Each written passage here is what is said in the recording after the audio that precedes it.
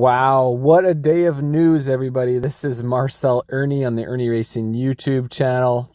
Formerly, we called it Ernie Racing News, but censored by Canada. 2 of the 4 men accused of conspiring to murder RCMP during the Coutts protest blockade pled guilty to way lesser charges. Nothing to do with conspiracy to commit murder of RCMP, guys. We all know this is a political attack on these 4 Coutts men who've been in jail for 2 years, and 2 of them were released today for pleading guilty to this actual possession of a registered handgun. Who was it? It was Chris Lysak, I believe, that had a possession of a registered and licensed handgun. But in Canada, we have such crazy rules on handguns. They call them a restricted license to own a handgun, and you can only take said handgun or restricted weapon to and through the shooting range. And you have to actually communicate, from my understanding, to the firearm registry that I'm taking this handgun from my residence, from a locked safe, unloaded, to put into a carry safe and taken to this shooting range at this time. You're not allowed to go different directions. Like, this is how crazy. We don't have the USA's Constitution to protect our rights to bear firearms and possess firearms. So the handguns are a total no-no. They're super difficult to have, and if you can't even carry it, anywhere without having to tell authorities exactly where it's going and knowing where you're taking it, it's kind of useless. And the other one, we'll get into it. They're both very similar. So 2 of the 4 men accused of conspiring to murder RCMP officers during the blockade at the border and protests at Coutts will be released from custody today after pleading guilty to lesser charges. So on Tuesday, Jerry Morin pleaded guilty to conspiring to traffic firearms, and Christopher Lysak pleaded guilty to possession of a loaded, restricted firearm, handgun. Again, you're allowed to own them if you have a restricted license in an unauthorized place. So he didn't say he had the handgun not registered en route to a firing range, right? The sentence for both men equals the time they've already spent behind bars, which is 2 years since the arrest, the political arrest and attack of the Freedom Convoy, and anyone who went against tyrant Trudeau. Morin and Lysak were among 4 men initially charged in February of 2022. In a statement to CBC, so this is on CBC. Like, they're for some reason they're not just ignoring it completely, because now the mainstream media, even though it's bought and paid for by Trudeau, like all the other networks will post it. So CBC is kind of just regurgitating because it's already by all the other CTVs, etc. Like I said, the mainstream media is starting to turn back on them. Maybe not CBC, but all the other ones that are paid but not owned. Not owned per se, you know what I mean? Like, not 100%. In a statement to CBC News, Lysak's lawyer Daniel Song said Lysak maintains his innocence regarding the charges he faced, which was conspiracy to commit murder against RCMP, but pleaded to possessing his licensed and registered handgun in a place that was not authorized.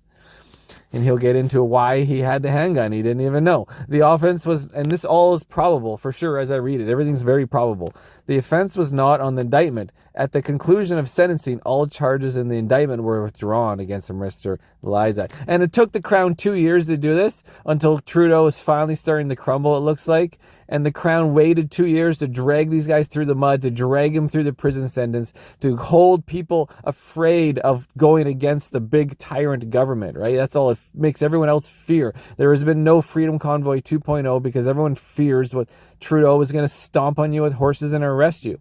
He did not attend the Coutts protest with the intent to harm anyone, Song said. He admits that his firearm was loaded with ammunition at the time of police seizure, but denies having loaded and chambered the gun. So that's an interesting take on it. It's like the gun was chambered, blah, blah, blah, loaded. If I owned a handgun, I would keep it loaded all the time. That's the whole point. What's the point of having a chainsaw with no gas in it, right? You won't be able to use it. You have to get the oil. You got to get the gas. It's completely delayed. It loses its purpose. Song said Lysak will be released today and return home. This is today, guys. What day is it here? February 6th. He looks forward to rebuilding and moving on with his wife and family. And there's the picture of the 2 guys on the right were released. Chris Carbett, Anthony Olenek, Jerry Morin, and Christopher Lysak were each accused of conspiring to murder RCMP near Coutts Border. Just absolute bullshit, right? Tyrant Trudeau is conspiring to hurt all Canada and its Canadians with genocide and the COVIDism, and well beyond with the WAF and his bullshit fake measures of pandemic to environment to hurt Canadians and kill Canadians with MAID. In a separate statement to CBC News, Morin's lawyer Greg Dunn said his client had maintained from the beginning that he had no part of any alleged conspiracy to murder police officers and is relieved and grateful that those charges and associated allegations have been withdrawn by the Crown. The 2 years the Crown decided they didn't have any evidence, right? Again, such freaking bullshit. I'm super angry because I know that I still have court ahead of me with Herbs. I still got another court date. It's freaking been 2 years, over 2 years, January 29th. I'm now 2 years and some, and I still have more court to go to. Moreover, the charge, but I'm going to take Herbs out in this court, so I'm not running a motion that it's beyond a reasonable time frame to go to court, which is 18 months as per the Jordan case. Statute. Moreover, the charge that Mr. Morin pled guilty to does not suggest that Mr. Morin at any time took firearms into Coutts, only that he agreed to. So he had the thing in his suitcase. He didn't take it to Coutts. It is at the hotel or whatever. It is unfortunate that Mr. Morin had spent 2 years of his life in custody awaiting this day. That being said, now day is upon him. He looks forward to seeing his family.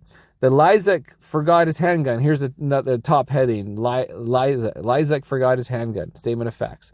According to agreed statement of facts, so this is kind of like a sworn testimony, affidavit between the Crown and defense. Lysak packed a suitcase after learning of the convoy at Coutts. He took his Remington rifle, just a Remington, and ammunition, so he could hunt coyotes if he found himself idle and bored, literally idling. At the time, the RCMP were involved in an investigation into the closure of the border. The police believe that a group of men they called the security group was responsible for the presence of firearms at the blockade, according to the agreed statement. Quote, on or about February 10th, 11th, Mr. Lysak emptied out his ammunition bag to use the bag for laundry and discovered that his Sig Sauer semi-automatic handgun, which is a restricted weapon but allowed if you have a restricted license, was inside the bag. Mr. Lysak had forgotten he had quickly placed the handgun in the bag when his daughter knocked on his bedroom door at home in Lethbridge before he left for Coutts. That seems a little strange, but why is he hiding his handgun? I don't know. Maybe he doesn't want his kids to know he has guns, but he's a hunter. Or a handgun restricted license. But that should be something you openly discuss with your kids, so that's a little weird. Mr. Lysak panicked and placed the handgun under a pillow in the trailer. See?